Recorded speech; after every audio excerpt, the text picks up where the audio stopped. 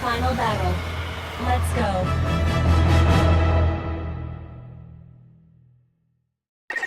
Dread dust infection has surpassed 70%. I can no longer acquire the target by myself. Captain, you'll have to do it for us. Aim for where its shell is thinnest. That's where it's the weakest. The railgun takes some time to reload, so keep that in mind.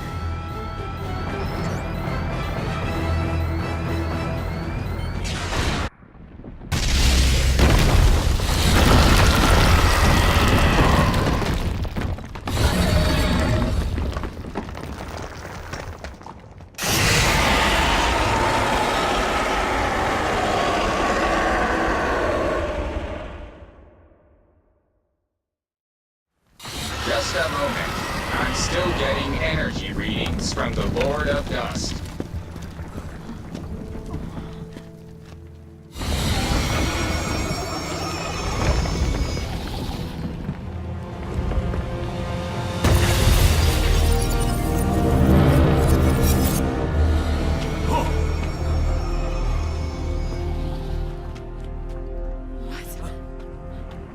It's doing something!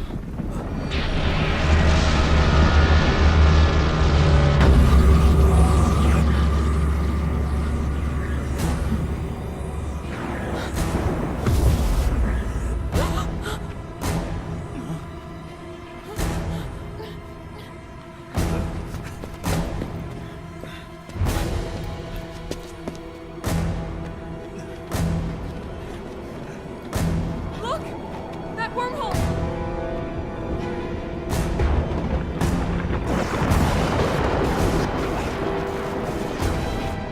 What's going on?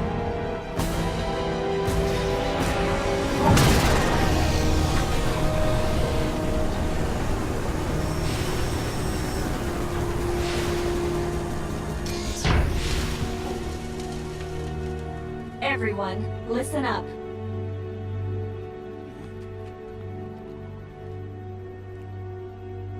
There is only one way to defeat the Lord of Dust.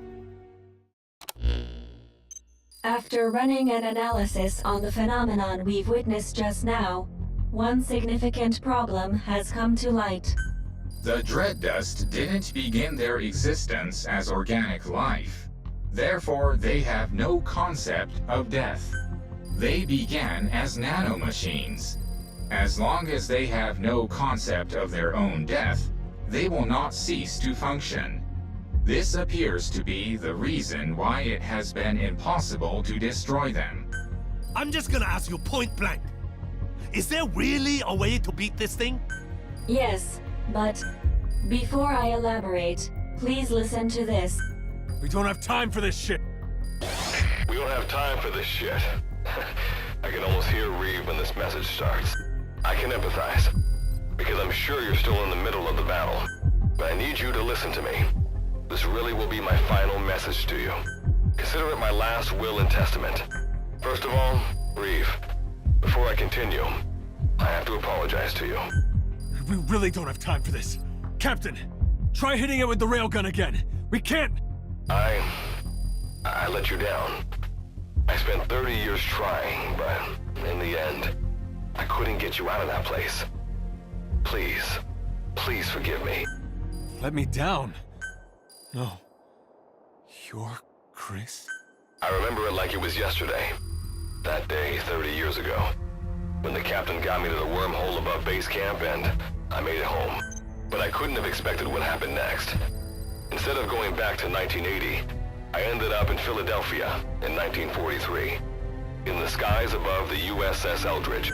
Wardenclyffe section hadn't been around that long, and this was their first full-blown test of the wormhole teleportation. And so I, descending from the skies, became the greatest achievement of the Philadelphia experiment. For the next several years, I was the section's little plaything. But over time, I rose to the rank of researcher and gained more influence in the section.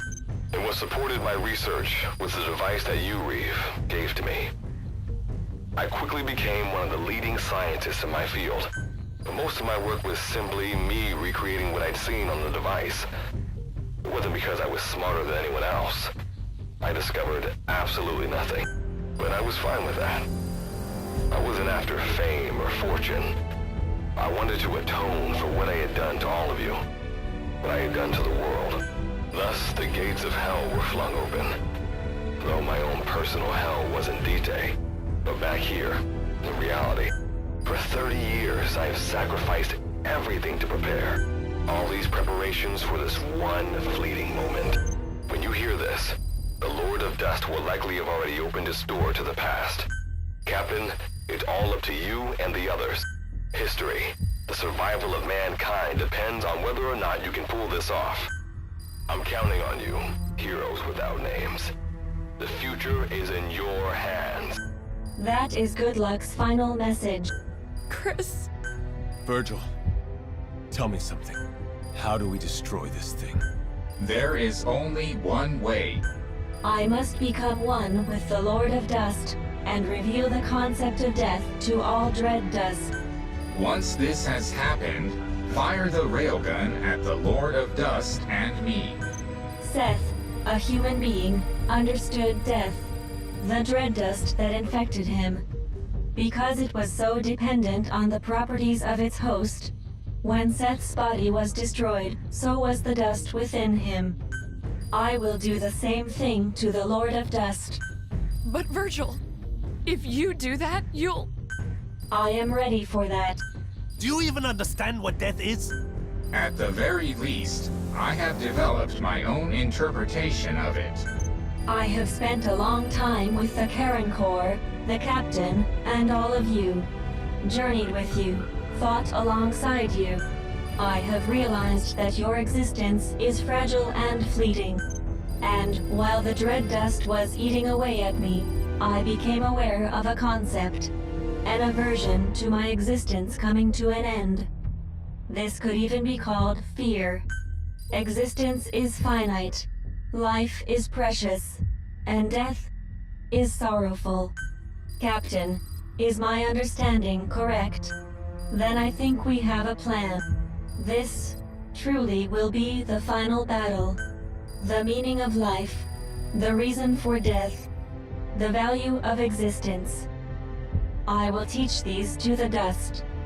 I will teach them everything I learned having to survive in this world with all of you.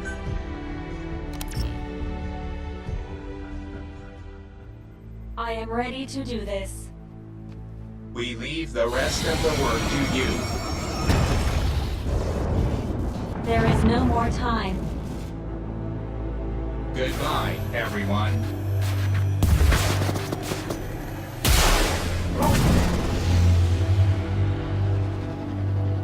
I designated myself as the target. You must do the rest.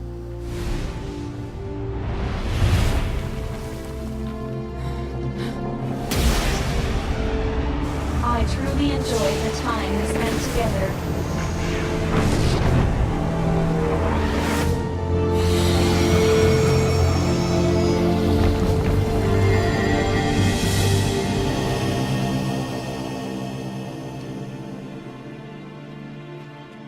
You're not alone. Whatever the pain, we'll get through it together.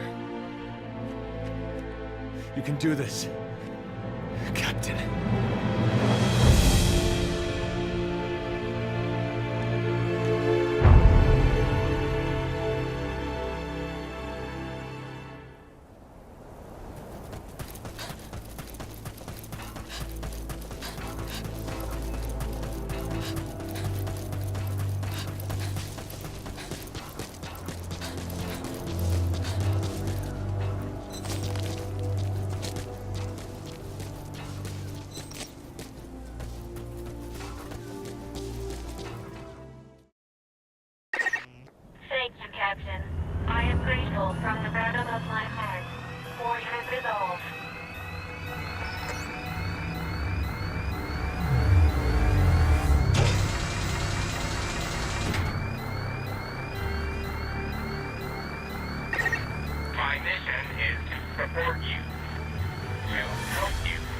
find it dire. Captain, let me help you. I feel better and...